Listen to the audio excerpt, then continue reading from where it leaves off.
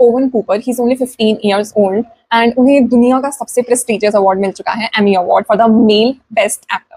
और ये उन्हें मिला है एडोलेसेंस के लिए। एडोलेसेंस आप लोगों ने शायद सुनी होगी, क्योंकि सिर्फ हॉलीवुड में नहीं, बॉलीवुड के बहुत सारे लोगों ने उसका प्रचार किया था, from Alia Bhatt to Anurag Basu to Sudhir Mishra, and everybody was talking about Adolescence. तो मुझे भी लगा यार देखनी चाहिए, और मैंने देखी। सिर्फ 4 एपिसोड की सीरीज है and it was very slow, specially the first 2 episode. जो मेरा फेवरेट एपिसोड था इन चारों एपिसोड्स में से, वो था 3rd एपिसोड, जहां पर दिस एक्टर एंड एक साइकोलॉजिस्ट के बीच में कॉन्वर्सेशन होती है और पूरा एपिसोड उस कॉन्वर्सेशन को डेडिकेटेड है। And first episode talks about कि किस तरह से यूके में क्राइम हुआ है। एक लड़के ने अपने ही क्लास की एक लड़की को 5 बार स्टैब किया है, 5 बार चाकू मारा है। And the whole process is shown in that first episode and it was very slow, कि उसका ब्लड सैंपल लेते हैं, किस तरह से पुलिस माइनर को ट्रीट करती है, किस तरह से एक माइनर के राइट्स हैं अगर वो इस तरह की चीजों में फंस जाता है। At the same time police आपको एजुकेट भी करती है। तो first episode is completely dedicated to all this education. Second episode deals कि स्कूल का माहौल क्या है। एक बच्चा जिसने अपनी क्लासमेट को स्टैब कर दिया है, वो कौन से स्कूल से आता है, उसके स्कूल में चल क्या रहा है। स्कूल का एक पूरा इन्वायरमेंट दिखाया हुआ है कि आज के टाइम में स्कूल सर्कस बन चुके हैं, जहाँ पे थोड़ी सी लड़ाई हो रही है, हर कोई अपना फोन निकालता है और व्यूज देने के लिए और वायरल होने के लिए उसको जस्ट रिकॉर्ड करने लग जाता है, and they are uploading. And mind it, these are small childrens, I mean somebody is like age of 8, somebody is like age of 14 or 15।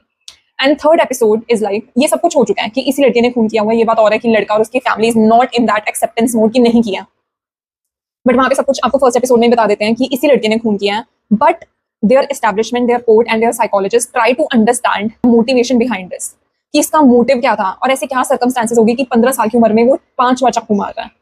सो बहुत ज्यादा कॉन्वर्सेशन होती है and that was the most interesting episode for me.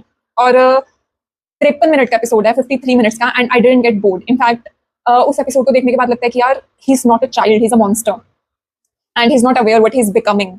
Even the psychologist take a setback कि what he is talking about. Just you can even directly jump to 3rd episode and watch it on Netflix. The 4th episode is dedicated to the family.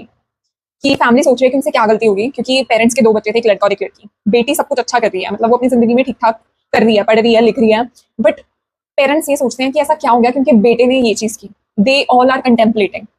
उसके बाद दिखाया जाता है कि जब आपके घर में से एक ऐसा बच्चा निकलता है जिसने एक क्राइम कमिट किया है, घर की क्या हालत होती है। The 4th episode is completely devoted to the family struggle, कि एक फैमिली पेरेंट्स के सोच में है and what they have gone through aftermath.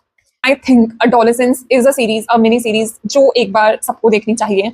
Even as per your mindset, you can hop up on any episode that I recommended. If you wanted to see the family part, you can directly jump to the 4th episode. If you wanted to see the what happening in today's school and how it shapes a person, you can directly go on the 2nd episode. And if you understand a 15-year-old child mentality after committing these things, the denial,